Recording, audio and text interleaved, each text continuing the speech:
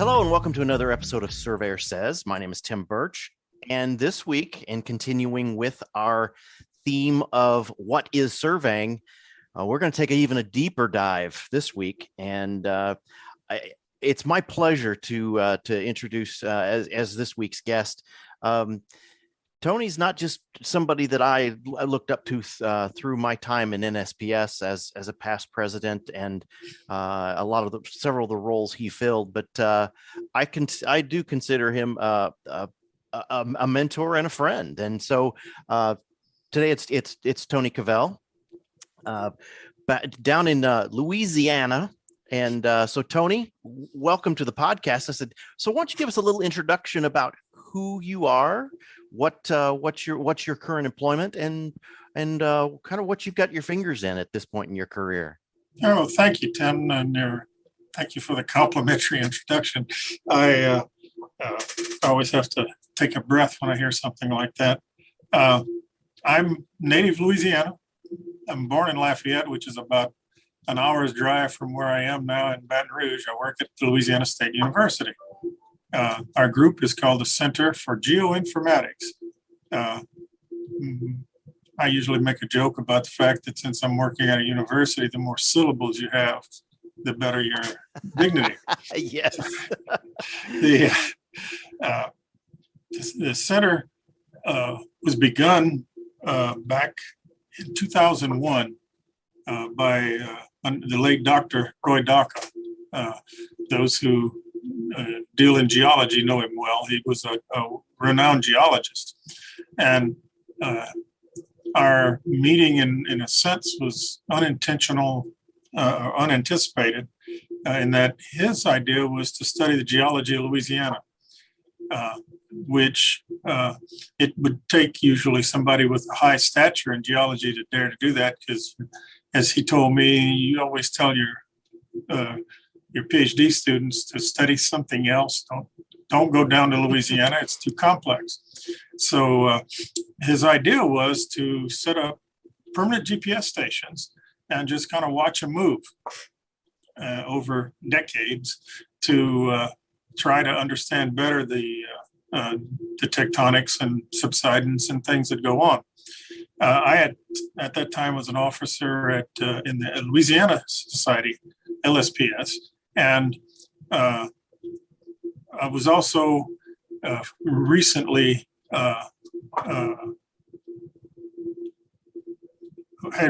been active as a GPS dealer or survey dealer, and I was trying to entice him to allow us to take some of the real-time data out of the back of those machines while he was interested in the long-term stuff and maybe attach radios and set up basically base stations that the surveyor community could really take advantage of. In his own words, he thought I was just trying to sell him something. He wasn't sure what the heck was going on. And at every convention and every opportunity, I pestered him about this. And about 4 years later, in 2004, I got a call asking if I wanted to come to work at the Louisiana Spatial Reference Center, which is, I should have introduced that term. The C4G, Center for Geoinformatics, is the Louisiana Spatial Reference Center, which is an appointment from NGS for the things they do. Anyhow, he wanted me to come to work for C4G, and we began in earnest setting up core stations. And shortly thereafter, almost instantly, but we started trying to get proposals from the various manufacturers and software writers for setting up a network for the cores for real-time purposes. And we got 3 or 4 proposals. The ones that I expected to come in low and be attractive came in high, and the ones I expected to be high came in low. And so we operate presently a Trimble pivot platform is what it's named today. We have over 130 core stations in our network. 70 some odd are inside the state boundaries. We also cooperate with the states along the Gulf of Mexico. About 5 years ago, we were working on a grant to co-locate for NOAA core stations with coastal tide gauges. That has been reduced in the recent expectations, and candidly, I expect that if they continue the grant, we will be going back to doing that more aggressively. But in any case, so we formed a consortium of the 5 states. So we have stations now from the tip of Texas, southern tip of Texas, to the east coast of Florida. Wow. And we don't own all of those stations because it's almost true to say that the stations in each state belong to some agency there. Sure. But we've developed probably the most robust computer networking system that any other cores operator that I know of does. It's got the network capabilities on campus didn't meet our needs as good as they are. So we've got conveniently in Baton Rouge, we've got a hardened I don't know if you call them a service provider or what, but a hardened site for access to the internet. They've got 3 or 4 trunk connections and Nice. 4 or 5 redundant power supplies, including diesel generators that work underwater in the basement, things like that. We rent basically rack space and some of the coldest air conditioning you've ever felt. But this enables us to have 4 physical servers in their facility running simultaneously. And now I'm going to start talking over my head, but they got special load balancing applications that determine which of the servers is working harder than the other, so that if you log on to the same address, you'll get the best service from one or the other. But it also permits one of our guys to go over there and actually take one of the servers out of the rack, physically do things to it when they put it, but the users will never see anything happen. It's almost like a cloud. Sure. And, Sure. And we've been recording data. We've been recording data since 2001 or 2, but because of format changes and the like, some of it's very hard for us to get to since about 2005 or 6. But we've got several. I can't keep up with it, but Randy would tell me how many terabytes. Oh, yeah. I can only imagine. Of data there is. And of those, what is it, 32 stations, I believe, are used by NGS as national cores inside the state. So we've got a much higher percentage of our network that is national cores than what NGS suggests you use to keep yourself aligned. And we think we keep we get excited if one of the stations looks like it's out of alignment by more than a few literally a few millimeters, starts to get our attention. And with fingers crossed and with a great deal of thanks, some of our subscribers have as many as 10 or a dozen licenses. And our licenses are not the least expensive. And that by itself was also a bit of foresight. Back in the day, there were many networks that were set up, and they were often by a government agency, DOT or something. And there was the thought that this is government information, there should be no charge for it. But as a result, they didn't take into account, they were comparing it to copies off of a copy machine. And as a result, there was no funding to keep their equipment up to date. And several, if not most of those operations are defunct now. We've been quite fortunate that our subscribers have enabled us to keep the latest of the cutting edge equipment and software working for them, as well as supporting our research. I could keep on talking, but the research part is much more in the academic geodetic realm. One thing that the geodesists, those people who call themselves geodesists, do is crunch lots of numbers. They're fantastic mathematicians. And I don't think I'm speaking out of school if I say that most of them are not data collectors. They are right. They use data that's been collected and come up with some really great results. Our little group, and we are little, I think there's 9 of us, 3 of us work about getting things measured in the field. And that includes me, who does mostly nowadays pointing which place to go. But we acquired a state-of-the-art absolute gravity meter, which is kind of mind-blowing.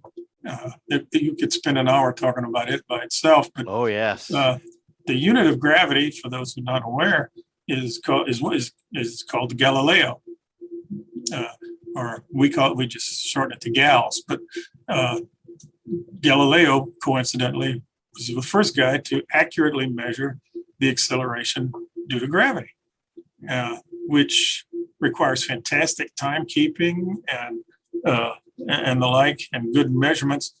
And I like to celebrate that kind of innovation, because I think that's the same sort of innovation that goes into surveying. Is how do you slow the ball down?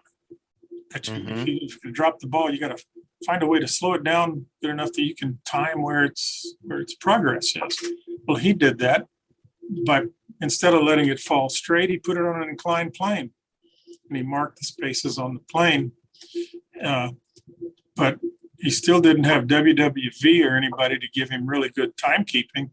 But this is where the marriage of different fields comes in, and something that in our specialization today kind of is a danger that we lose is he was a musician as well, as were most scientists. And they didn't call themselves scientists, they called themselves natural philosophers. And he was a good musician. He played in his head a rapid piece or hum it to himself. And he knew what bar he was on or what note he was on when the ball got to here and here and here. And so he was able to time the acceleration of the ball down this ramp, and very successfully. Today we have a tube, highly evacuated tube with kept at a very high vacuum. We never turn the vacuum off, even when it's in the truck. When it's at such a low pressure that those of you who are old enough to remember what a vacuum tube in a radio was, basically it's a fancy kind of vacuum tube that as molecules bounce around, they hit one of the plates of the vacuum tube and stick to it and basically go out the electric wire. That's how low the vacuum is. So that we get rid of the vacuum, so there's no drag when you drop something. Right. And the thing that is dropped is a retroreflector, just like you'd use with your total station. And there's 2 of them. One sits at the bottom and one is in that.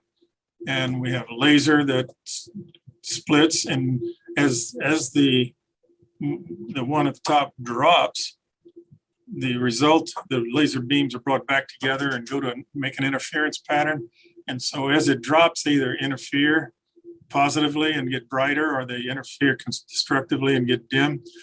The computer counts the time in between each of those shifts. That's about a wavelength of red light. Yeah. Yeah. And so there's an atomic clock sitting over here as our timepiece, and it all works out so that we get the absolute gravity. We can figure out how strong is gravity pulling here. And what that does, if we know the ellipsoid height, we know where it is on the, what its latitude is in particular, this is the information that goes into making a geoid model. Because the geoid, when the gravity's strong, the geoid's higher, zero on the geoid is higher. And if it's weak, you have to get down closer to the center of Earth to get the same strength of gravity. Right. And so in our area, you've got, got soil, but over here you've got a salt domes. Well, salt isn't as dense as most soils, and so the gravity isn't as strong. In fact, that's one of the older ways of trying to find where you want to drill an oil well. It's around a salt dome. Later, since NGS was really happy to see that we had such stuff. By the way, our subscriptions are the things that help pay for this, and that's why I'm proud of it. Sure. We purchased serial number 1 of a new digital celestial camera. And why would you get that? Well, what it does is it tells you the deflection of the vertical. If you live near mountainous areas, you've probably been told in textbooks and whatnot that your plumb bob doesn't really point to the center of the Earth. It's attracted a little bit more by all this massive stuff over on the side. Right. And so there's the zenith. If you take that nice perfect ellipsoid that we like to pretend is vertical from the ellipsoid. That's the zenith, but your plumb bob is tilted from the zenith by some small amount, usually in our area, usually in the magnitude of about an arc second. I'm sure as you move around to places with high density changes, it's bigger numbers. And so those things in combination, we're trying to build a good geoid for Louisiana and aid NGS in building improving the geoid model. Exactly. Okay. Well, you've thrown out all of these components of these pieces, and so in putting this all together, and this is part of one reason I wanted to have to sit down and have this conversation with you today is, because this series is what is surveying. Well, part of surveying and what you've laid out is geodesy, and there's so much that goes into the geodesy we know now, and all the technology you just rattled off. Absolutely. We go back, even 25, 30 years ago, and we didn't have a lot of this technology. We knew some of these things, but obviously we didn't have GPS to the effect we have now in GNSS. So from your perspective, what is geodesy? I mean, it's measurement, it's measurement of the Earth, what have you, but you putting all these things together from your higher level perspective, what is geodesy?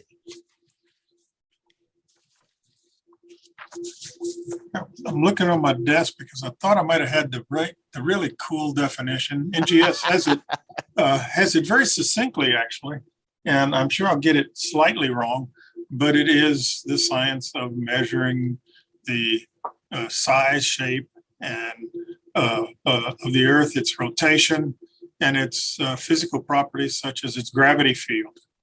Some would add in magnetic field.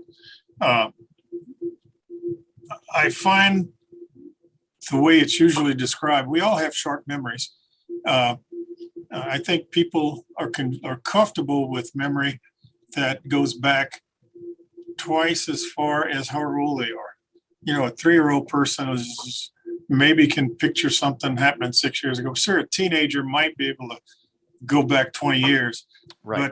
But further than that, it's kind of hard to encapsulate in your brain. I contend that geodesy was surveying until it separated.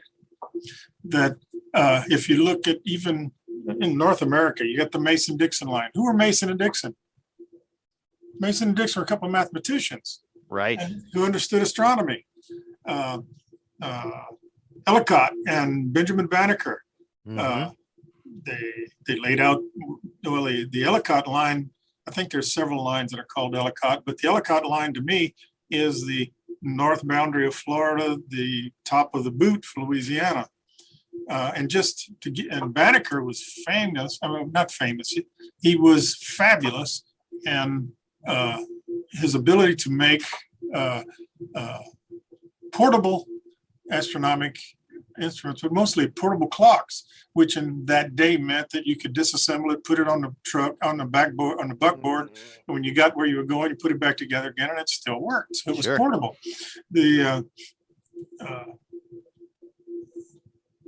They made their measurements using astronomy. How did he know where he was on the Earth? Would determine by latitude and longitude that he got from the stars.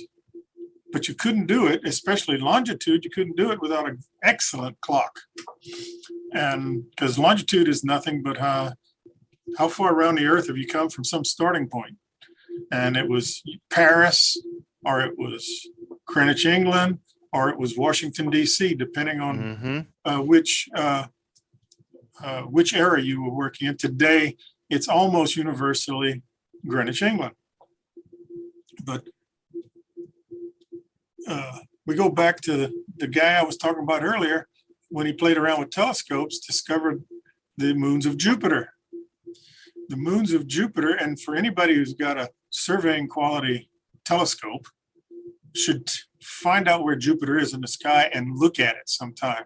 If you've got any appreciation for these things, it's breathtaking to see these points of light. I say five, it varies at times, but they've got the planets, the moons of Jupiter line up in a perfect line across the planet, and they change. They change from day to day.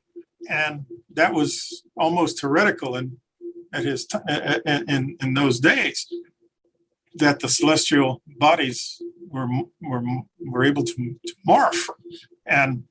But what came of that was by building an ephemeris around those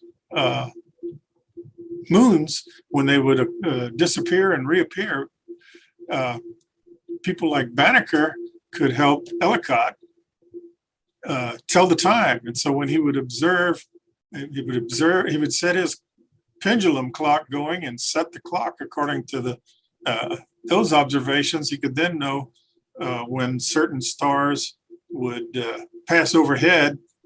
He could look in the ephemeris from Paris and say, oh, it's been this long since that star went overhead in Paris.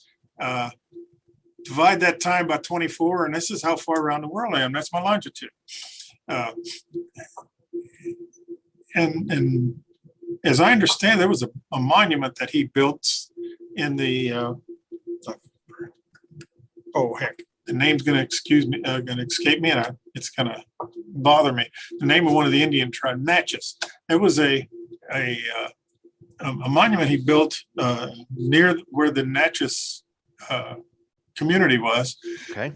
That, when checked in the early 90s by GPS observation and different datum transformations applied, was found to be an error by about 22 feet. Yeah. Oh my God. Yeah. But these guys, they knew what they were doing. I think some of the biggest disconnects happen for practical reasons. The disconnect was never complete. My grandfather's survey text that I got from him warned you about when making precise leveling observations, that at a certain distance, you had to account for the curvature of the earth and refraction too. And I've used that ever since I first became a surveyor, to not let my my leveling crews take a shot over 250 feet. Because that you got to round up to a thousandth of a foot, and we're going to stay away from all the rounding ups and just keep it. Keep it. And hey, I think I avoided some busts that way. Exactly. I think that as we got into the 20th century, we had experienced well, let me back up a hair. With the public land survey got started, most people don't realize that was a geodetic survey. Yeah, you're exactly right. The meridians were due north, and the parallels were due east and west, which means that they curved, because they were on a line of latitude if they're due east and west. That convergence is also why you have to squeeze all the excess or missing in all the errors, if you will, into that northwest section on a perfectly laid out. Exactly. Section. And for those in the meets and bounds states, just ignore all that. Yeah, good point. But Mason and Dixon were over there, and they didn't ignore it. No, they did not. But as we got into the wars from the mid 1800s to the mid 1900s, practical applications were of more limited distance. The other thing that was used a lot for up to the 20s, or through particularly to the 20s, but until we came up with satellite navigation, is triangulation. Well, triangulation goes all the way back to the invention of cannons. Because if you were going to lay siege to somebody's castle, first of all, cannonballs and cannons and gunpowder were heavy, and you didn't want to carry too much of it too far. And you made friends with the king before you were going to invade him, so you had somebody figure out where the how far apart the steeple of the church was from the tower and things, so that you could just like as if you're using a plane table in a plane table survey, you could figure out very quickly by scaling on a little map you got in front of you where to aim your cannons. By the 1920s, that was the basis for triangulation arcs. That was the basis for our national North American datum of those years. Well into the second half of the 20th century, that was our control in Louisiana, in the United States. The other disconnecting factor, and I think it's really significant in the PLS world, is the effect of post-World War II. With World War II, they were trying to figure out how to keep millions of guys coming back into the labor force from causing a economic disruption. So we had the GI Bill, and we tried to send half of the guys to school. We wanted to let the other half go into construction work, so we made buy houses inexpensively, and all that worked pretty well. For the surveyor at that time, they learned, especially the young surveyor at that time, learned that the way to operate a business was to hang out your shingle and wait for the bank to call, because everybody was going to be needing, there was lots of work, and they would call you. And as you know, in our era, it was trying to wrest people out of that business model. Right. But how did that affect the disconnect between geodesy and surveying?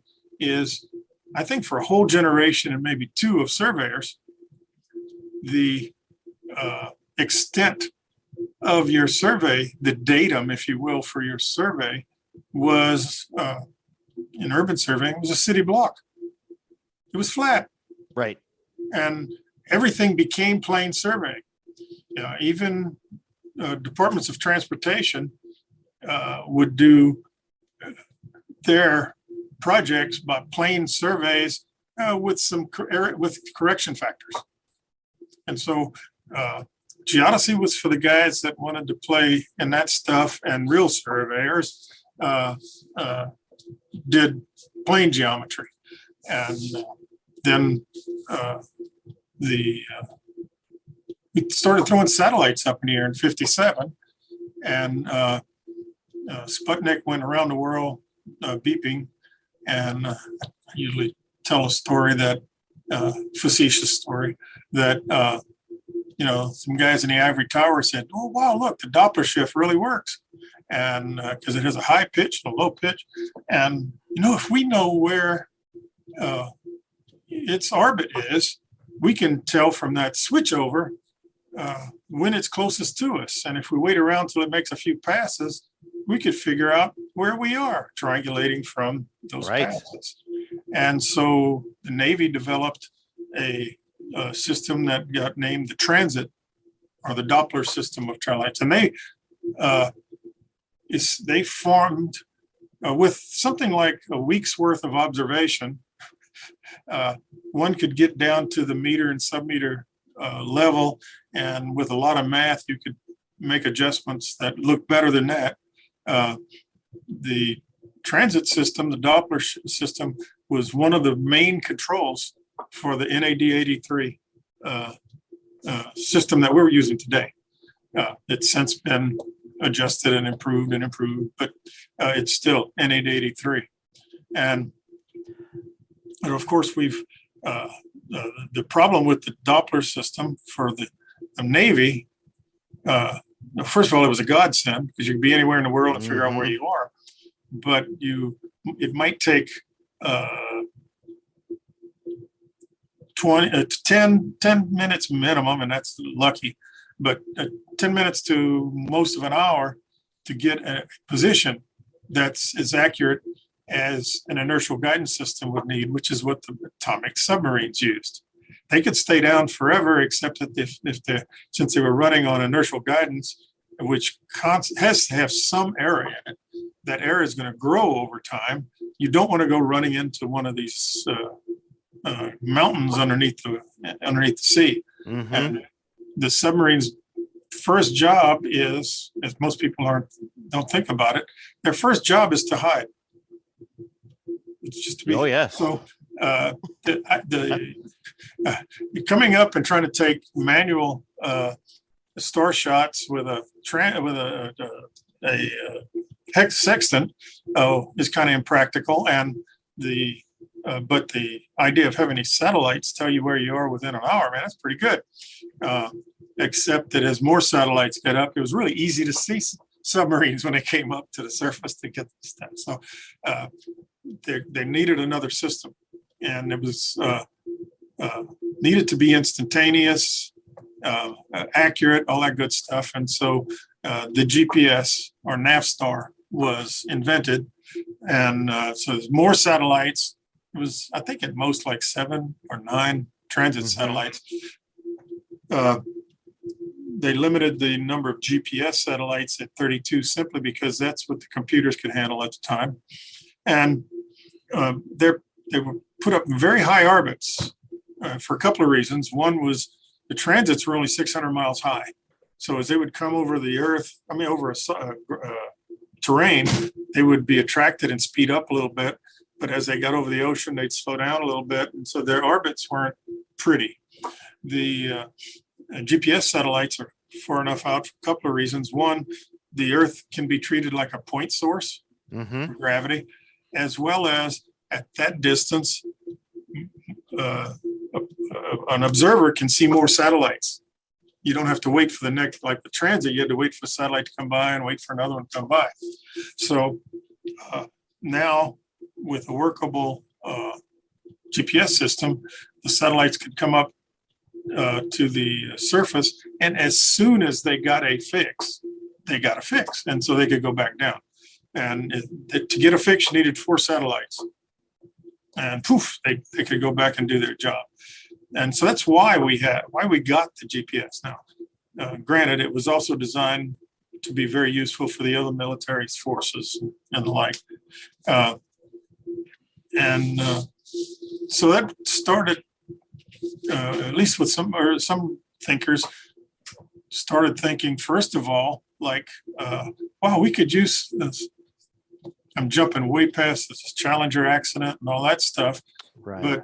But which enabled one of the big benefits, if we can call it that, one of the offshoots that benefited surveying out of the Challenger accident was a little bit of a hiatus where the ivory tower guys started to figure out that you could get what we today would call static observations with GPS and get differences in positions down to sub-centimeter over great distances.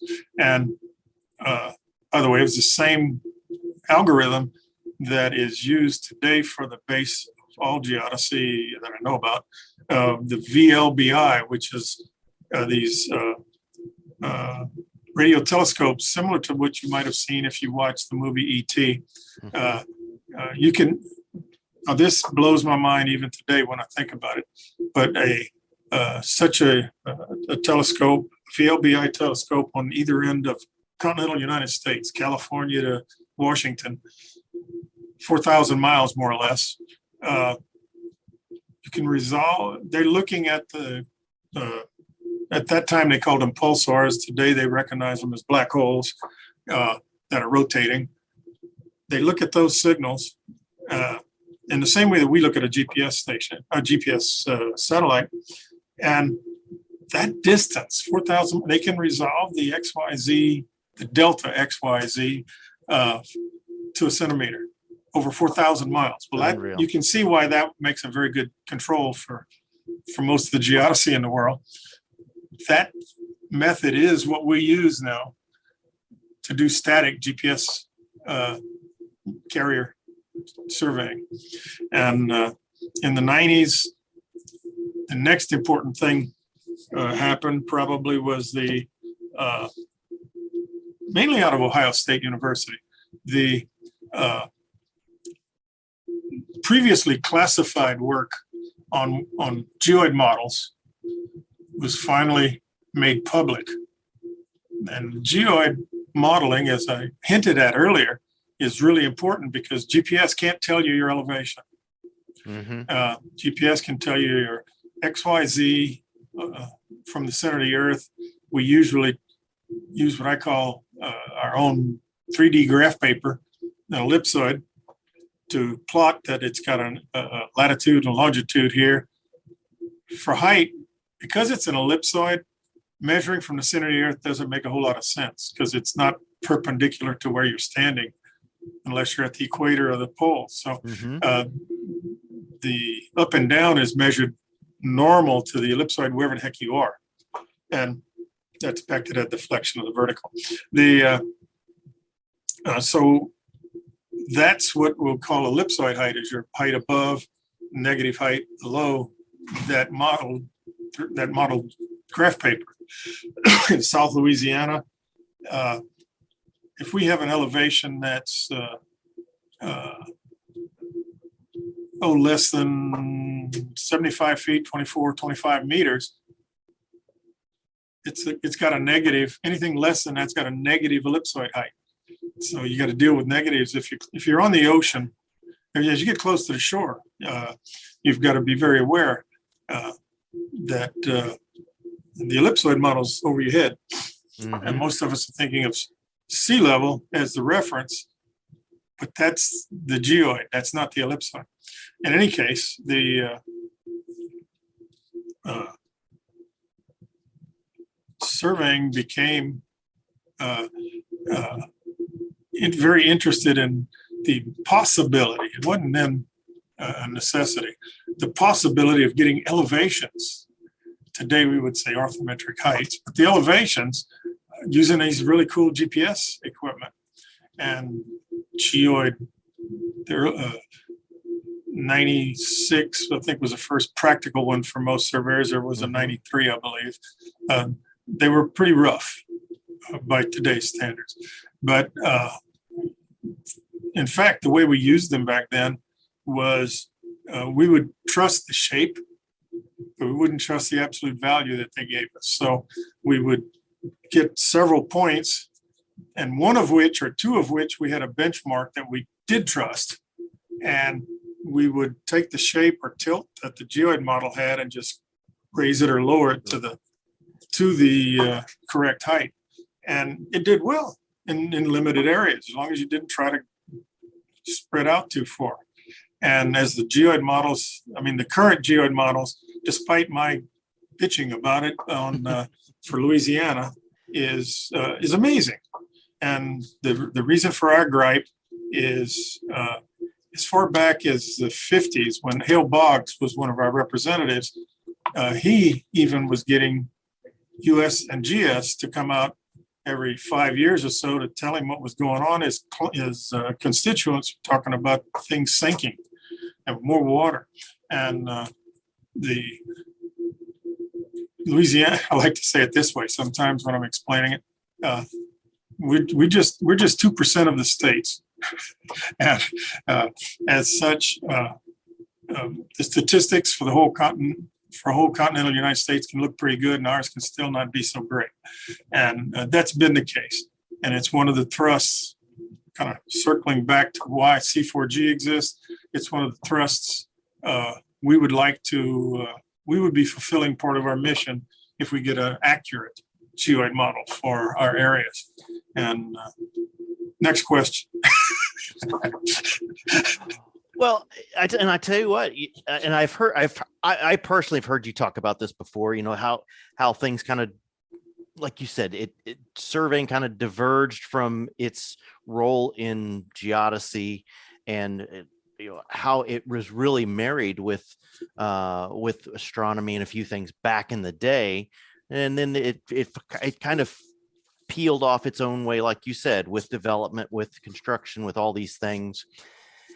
Now we fast forward to the late 80s, we get really the introduction of commercial GPS, the receivers that are actually affordable for, reasonably affordable for the surveying profession. And, as we move closer through the 90s into RTK and a few things, we're getting this merging back with the geodesy side.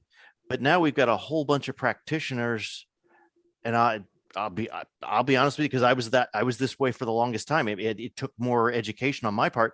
We've got a lot of practitioners that are using an expertise they don't understand, and there's a lot of experience and knowledge that needs to be gained to really know, other than just going out there as as a lot of educators will say, with your black box technology and punching a button and going, yep, GPS tells me I'm here and vertical's good and all this stuff. It is kind of blind faith into the equipment, but and I guess that's part of what the conversation is here with where geodesy is coming back into the surveying world now, and the work you're doing that is really kind of showing the way of how much more the practitioner needs to know to really to have a handle on what we're doing and putting all these things together. That, yeah, they can go stay in their own little lot surveys in their own lot and blocks, but anytime you're getting into bigger and bigger things and incorporating this technology, there really is a lot more to know about it. And really it lies within that background and that foundation you've just established here. Well, I agree. And I think there are a lot of people or a lot of fields to blame and bless along in that regard. Taking perhaps prominence as manufacturers of the high-tech stuff we use. They have done a fantastic job of coming up with some really cool toys. I've tried to play with most of them. the ones I'm familiar with, and it's probably a lower percentage today because there are more manufacturers, they made a very good effort, I think, to make available the knowledge of what's happening underneath the hood.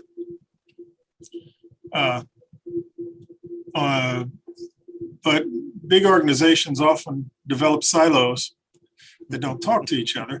And if you're in the sales silo, what you say may sound a little different than what the guy gets going to a class to learn what doesn't work. The salesman's going to tell you what does work.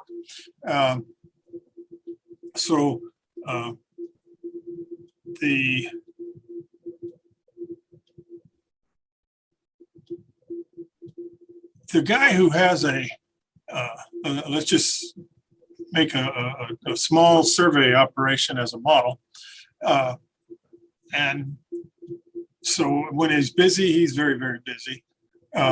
And so he hands the guy a fairly new fellow who's a good man and says, go out and these are the buttons you got to push. And if the red screen comes up, call me or something of that effect. If this happens, and it will several times, pretty soon the guy doesn't have to tell him what buttons to push and what red screens to look out for. But the tool has become a black box, as you call it. My input's a button, and whatever the file somebody gave it from the office, and the answer is whatever the answer is. I don't have any authority, meaning in its literal sense, ability to write some comment into what's going on. I don't have any authorship, is probably the better term, to come in. Of course,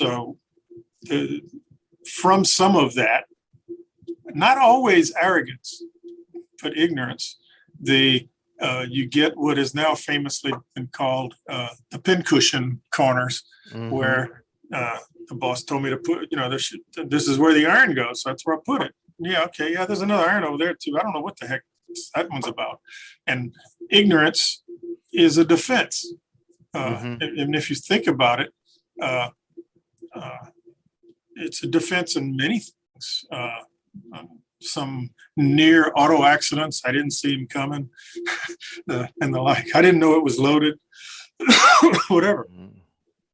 But the obligation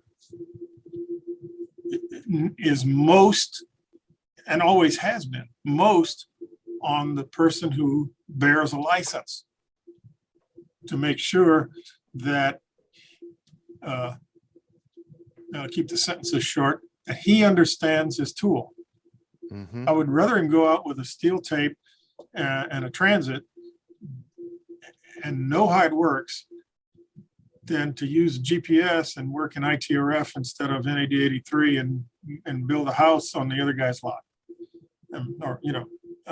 It just makes sense. I remember when the EDM first came out, it was magic. And well, actually a little later than that, when everybody was used to having one. The crews were, this is similar to the GPS question, but the crews were very happy with this EDM thing. I mean, you push the button and said how far something was. Almost, I would bet if I asked 100 people, 99 would get this wrong. Why don't you use a tape to lay out this little 50-foot slab? Oh, it'll tell me how far it is. But do you realize your tape's more accurate at 50 foot than EDM is? Even a good one? So when you check, how do you check your corners? What do you mean?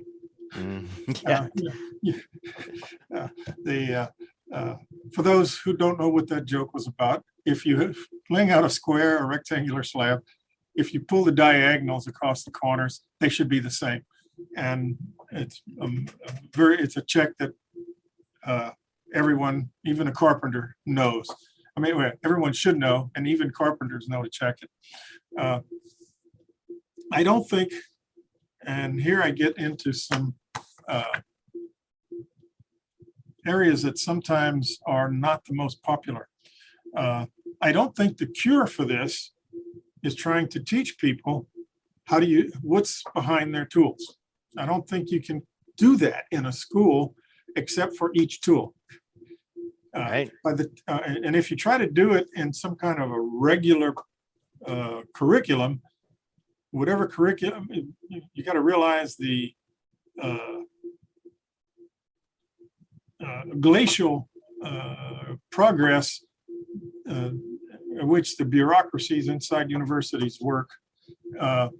You don't easily change a curriculum because somebody's printed a catalog, somebody else has started his 4 years and doesn't want to change. And we've got people paying money for this, and it's just all kinds of interference for updating. So most curriculum tend to be broad, and hands-on is usually last year's stuff. Mm-hmm. And that's just the way it is. It's not, you're not going to fix that very well.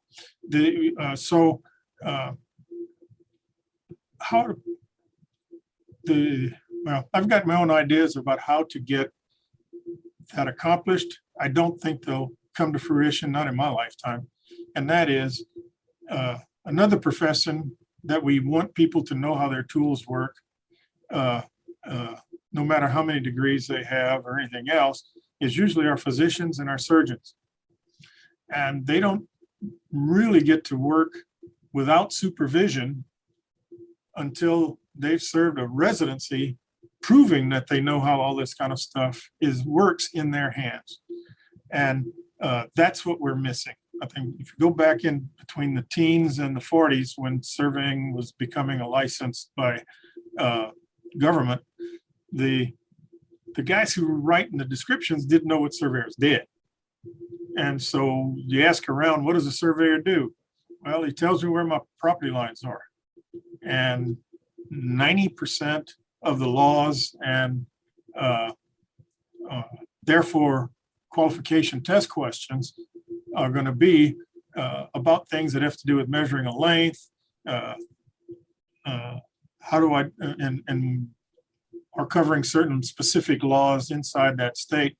But basically, how do you lay out a piece of property is what the test is about. And today, that knowledge, while it is probably sufficient to earn one a license, is not sufficient to protect somebody from the public with the tools we have today. There's a little bit of a difference. The license is not really supposed to protect the public, but I like to put it, when I'm speaking to potential surveyors, the license is a noose. And it's something that can be taken away from you if you misbehave. Yes. And so the license is really a license for the state to punish you. So I'm proud to have a license, but I realize what it really is. If they take it away and that's my whole livelihood, I'm in, and that serves as the government's incentive for you to do good work, which is how it's supposed to work. But exactly. The thing I would like to see, it's going to be universal if it isn't already, that you need 4-year degree just to ask the Board of Registration to give you permission to apply. Post that, an ideal situation would be that the 30 hours that most states require would go toward a master's degree. Why not? Whether it does or not is not the crucial part. Once one has given a license, right now either, depending, it varies from state to state. Most states have a surveyor in training, surveyor intern position where somebody has proven that they know what the old technology does, and with a little more experience, usually, as it's called, they can get a license. That experience should be similar to a residency for a medical profession, for instance, where you work under not any professional, as it is now, but under a recognized professional who's a mentor, recognized mentor. Right. And yeah. when the mentoring point. professional signs off that this guy is safe to let him loose on the public, you then you've got your PLS with an asterisk by it. The asterisk gets taken off, and you can practice on your own. That model, I think, worked. The mentor probably gets some very talented people to work for him for less than they would demand if they were fully licensed, and the mentor and the proteges get the experience and supervision they need to make sure that they don't screw up things for people. As far as the new technology and geodesy, that gets into politics. I may be maybe I like, and I want to retire and only do simple boundary surveys, and there's nothing wrong with that. It's like somebody who's got a concierge medical practice. He treats bunions, and that's it. I can work in plain survey on a datum that's no bigger than a city block all day long. But wait a minute, look at these regulations. Somebody went to the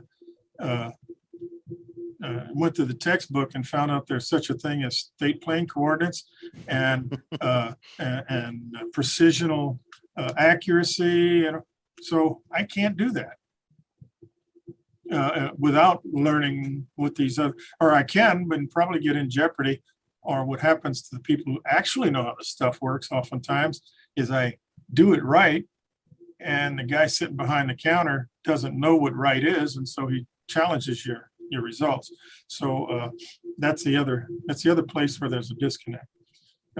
Oh, sure. Exactly.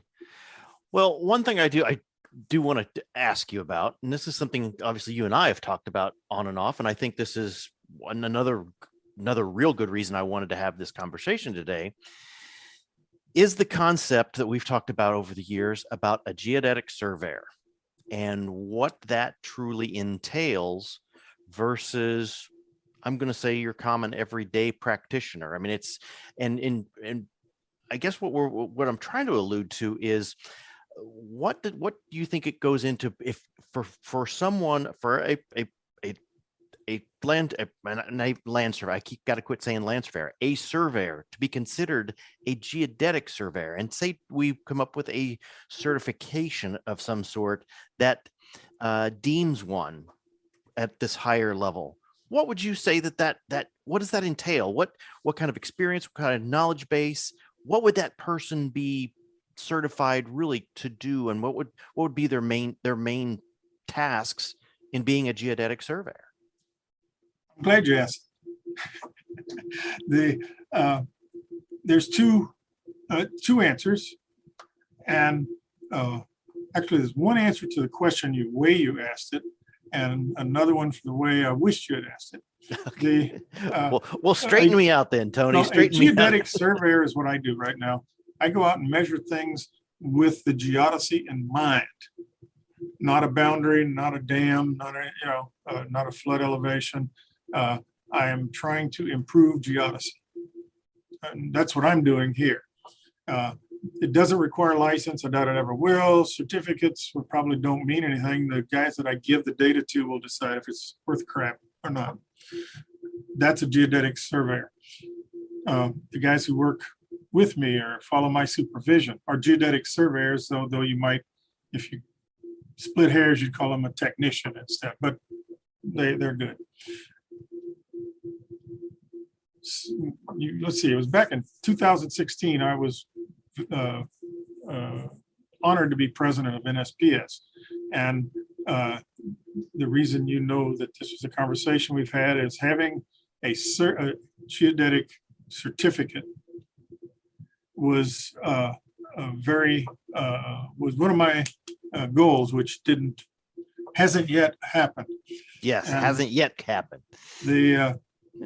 But I'm fortunate right now. I'm the president of the AAGS, American Society for Geodetic Surveying, not of geodetic surveyors. It's for geodetic surveying. When at NSPS and AAGS back in 2016, we're talking about this, the model I had in mind was very similar to the NSPS's hydrographic model, or to the certified technician CST program. I really like the CST program model because of its tiers.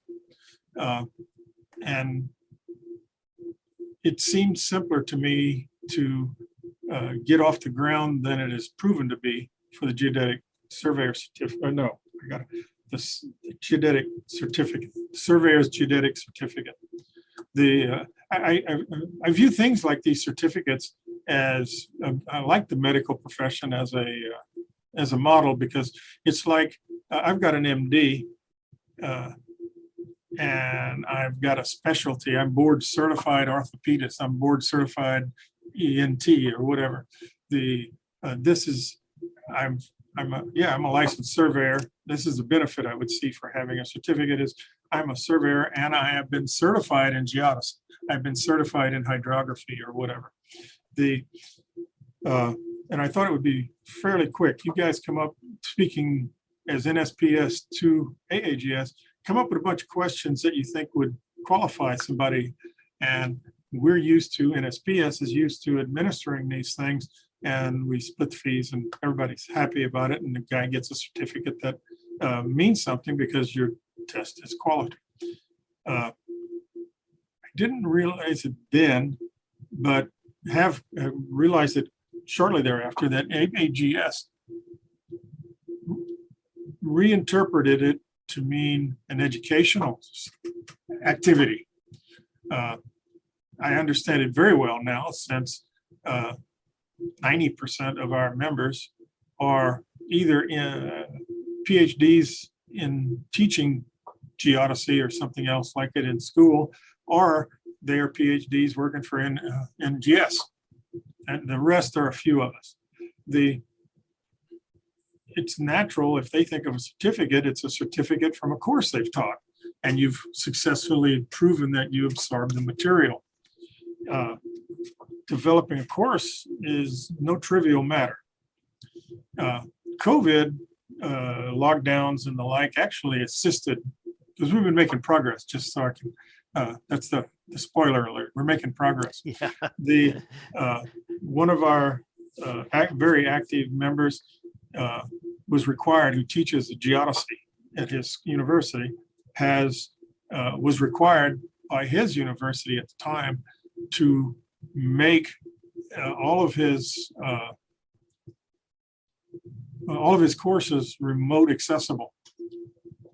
And so we now have the fundamentals of a course just laying there to be used. We've got permission from his university to use it for this purpose. The test is where we are now. I would like, and I'm trying to use what influence I have to push it this way, that you'd have 2 tiers. Maybe somebody can come up with more, but 2 tiers. One would be a geodetic certificate of competency basic, and another one of competency advanced, or something like that. We don't have the intern and professional titles to stick on them. I like the tier approach. I also advocate, and I don't think I'm speaking out of school, since we haven't made these decisions yet. These are ideas that I propose. I don't think anybody on committees will be upset. I think we should probably have a test and invite people to pay a fee and take tests. If you pass, good for you. And if you don't, by the way, we've got a course over here you can take to help you prepare for it. Or, of course, if you want to take the course first, that's still there, and have 2 courses and 2 tests, something like that. I can't give you a timeline because as you are more as familiar as I am, that organizations like of people who actually make their living doing something else don't revolve overnight. But I think we're making a lot of progress. I think with the breakup that we talked about earlier, we may not have talked much about it, but ACSM was dissolved, became absorbed by NSPS, and all the MOs kind of went their own way.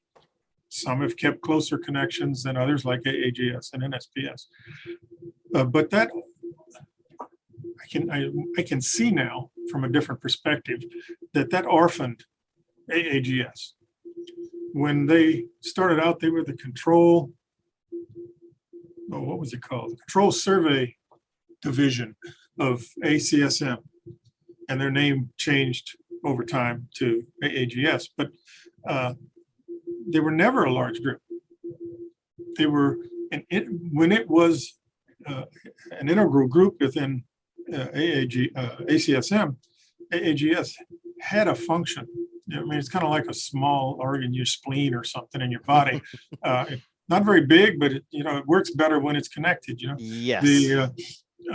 The ACSM bulletin was primary from AAGS with others. I remember as a young surveyor getting that bulletin and learning almost as much as I did from textbooks. Hopefully we can revise that soon. But in the last few years since that, we need to get our navigation back. The guys who are active members of AAGS also are very active and effectual in the work they do. They're either teaching new students, they're running NGS and the like. So they're having good effects, but they're not having it as AAGS. Mm-hmm. And I think being non-government and non-university itself, AAGS has roles to play, but we need to find ways to make our connections much more active and viable with our sister organizations. We've become a member of FIG. We're a member of COGO, which has happened in the last couple of years, both. I would like to find ways to widen the liaison between NSPS and AAGS that would allow AAGS to have some perks for NSPS members, and NSPS find some perks that would be attractive to AAGS members.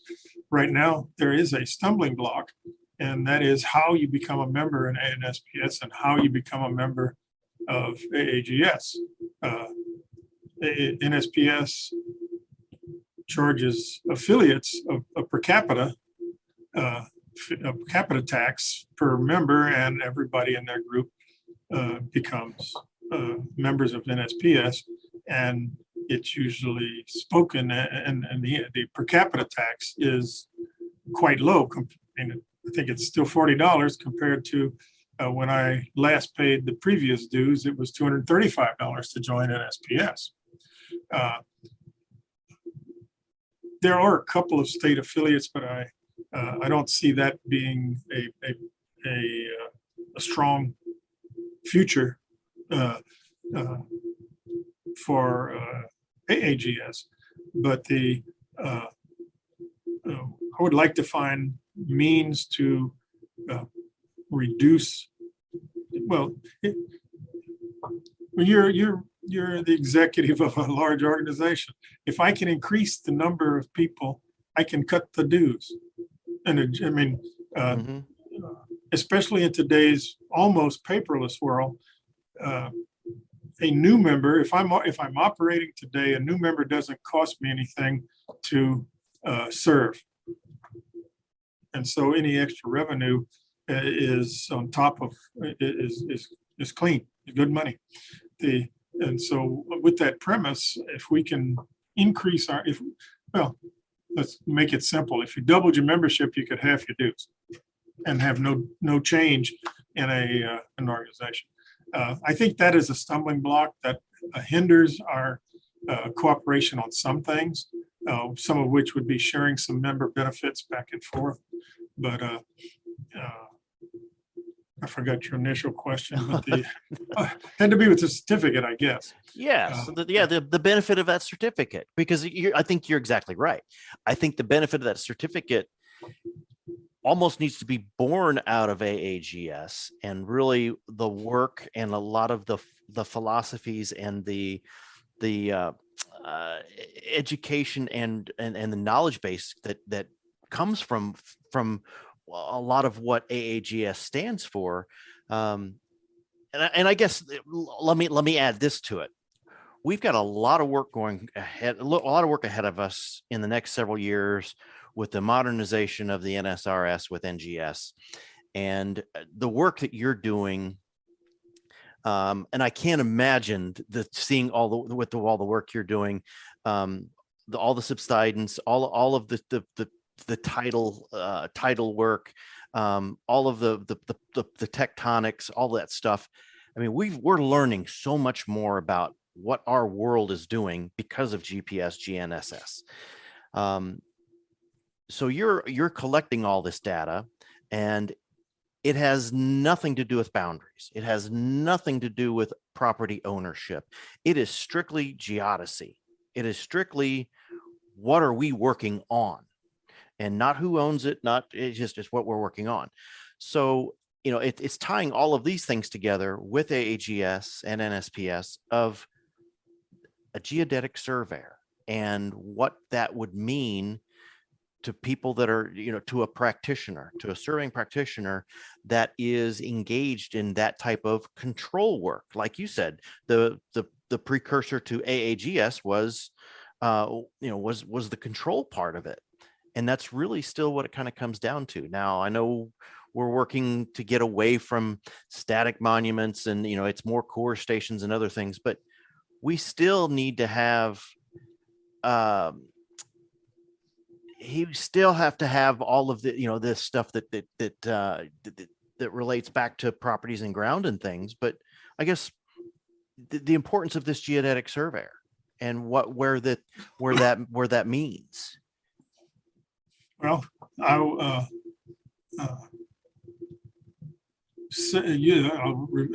correct the phrase one more time. Geodetic certificate. Right. That's yes. All right. There's a great marriage of things coming together. I'll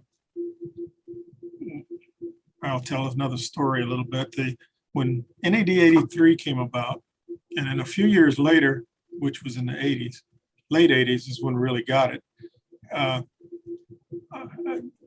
Just by accident of where I was working, what I was doing, I realized that the ITRF or WGS 84 were moving away from NAD 83. And how could that be? Because when I was given a seminar one time in the latter part of the 90s, I was talking about the GPS and how you figure out where things are. And at the break, one fellow brought up two textbooks, and they said, this one says that WGS 84 and NAD 83 are the same, and this one says that they're two meters apart. Which one's wrong?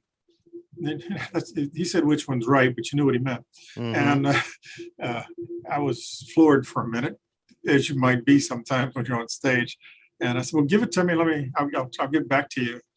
And eventually it dawned on me. I looked at the copyright date. And of course, one was copyrighted in the early 90s and one was in the mid 90s when the movement was recognized. NAD 83 was stuck because it was pinned to the surface. It really became a classical datum because the monuments controlled. And by its definition, ITRF and WGS 84 they didn't really move.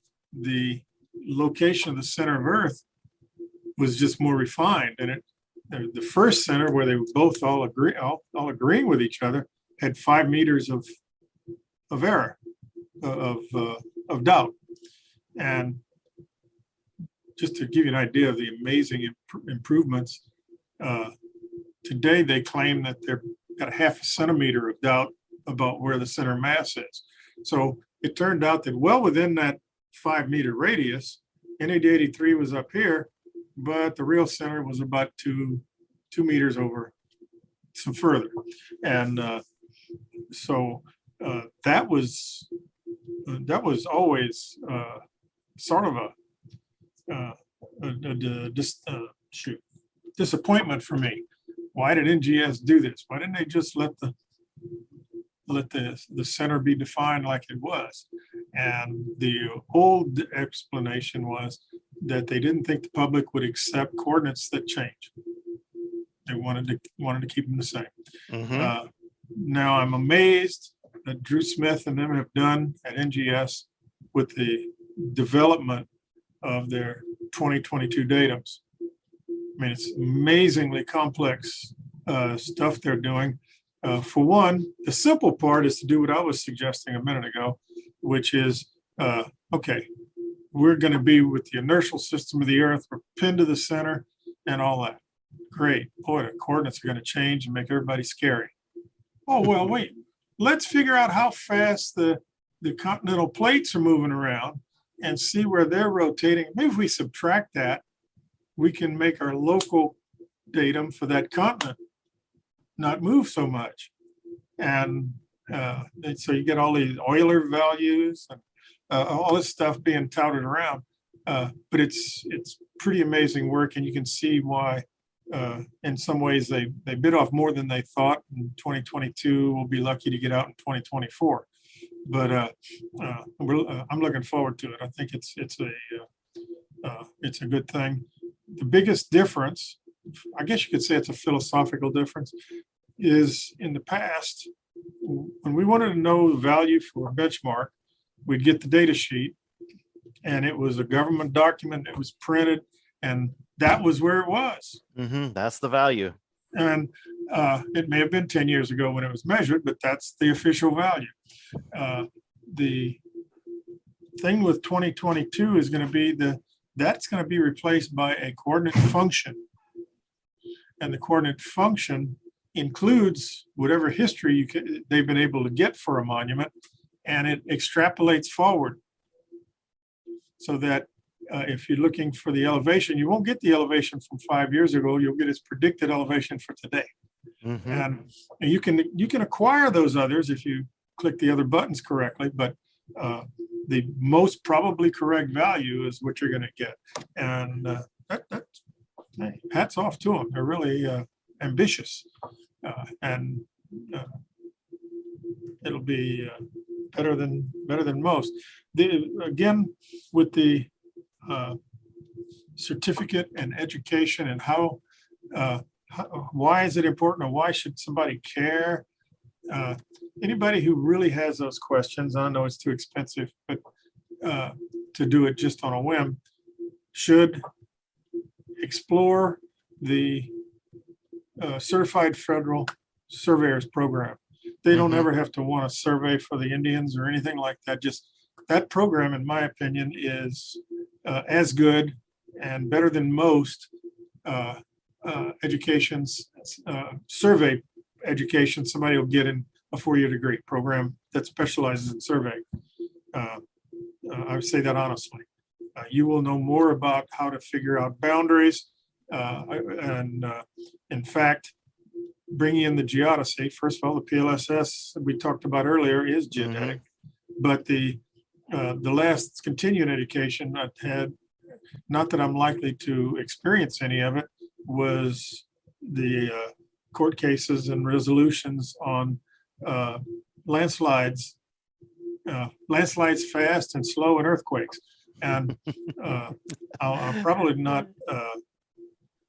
ever use those, but it answers one of your questions, or it addresses something you said, that doing what I do may not have to do with boundaries, but it might. It does affect it. It does affect it. Well, for instance, here's one case in point.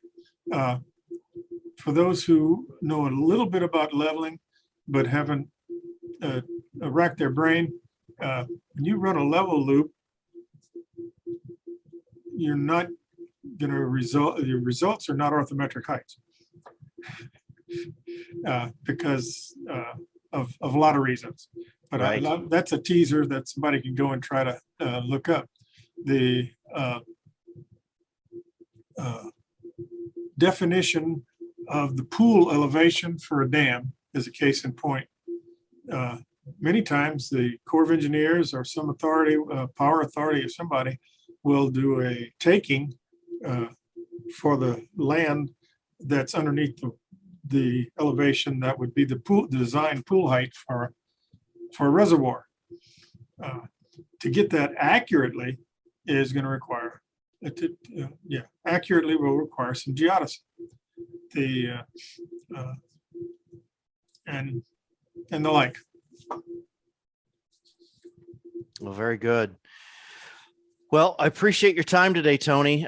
We have jumped into a lot of different aspects of what we were but I was intending to talk about, and you've covered a lot of ground, and I appreciate that. And you know what we should probably do is let's get a little further down the road on the geodetic certification, and I'd like to revisit that. Let's get a few more days under our belts, and a little further down the road, because I think what people are going to come to find is that just like CST, just like the hydro certification, I mean, even as far as your photogrammetry certification by ASPRS and others, and I think in NCAAS is taking this tact as well. They're looking at modular licensing, even, that I think these specializations are going to become more and more important within our profession.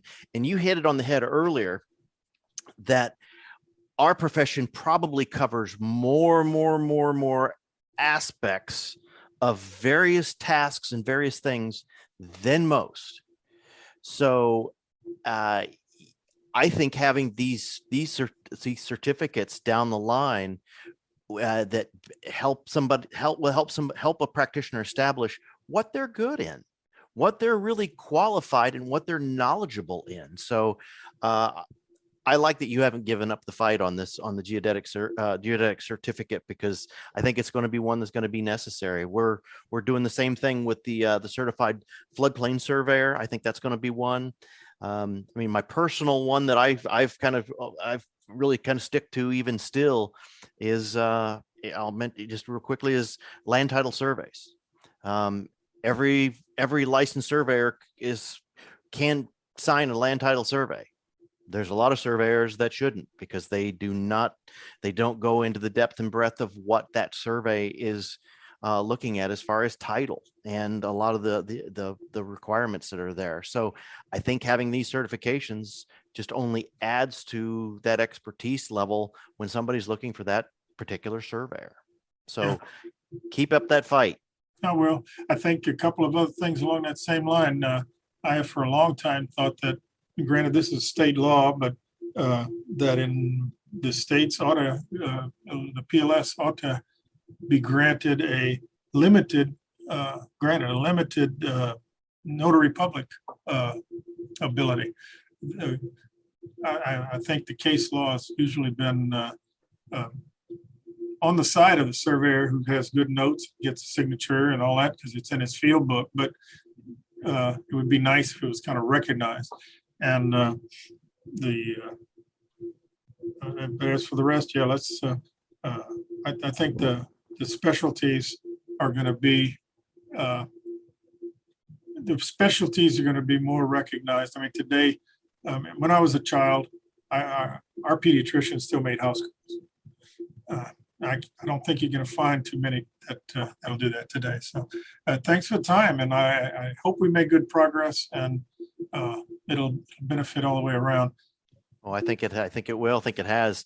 No, definitely appreciate taking the time out of your busy day to do this as well, because it's more knowledge based. People, this is part of it that people really just don't ever hear and get a chance to hear it from the experts that are doing this type of work. Honestly, like I said, it was good to sit and share and hear this. I know I got a lot out of it. I got to believe that our listeners are going to as well. So thank you very much. Oh, you're always welcome. come by and visit sometime and you can play with the toys. There we go. There we go. Well, that'll wrap us for this week on Surveyor Says. Wherever you listen, subscribe, and we've got a bunch of great guests still coming up in the next few weeks. So we'll be talking to you soon. Thank you.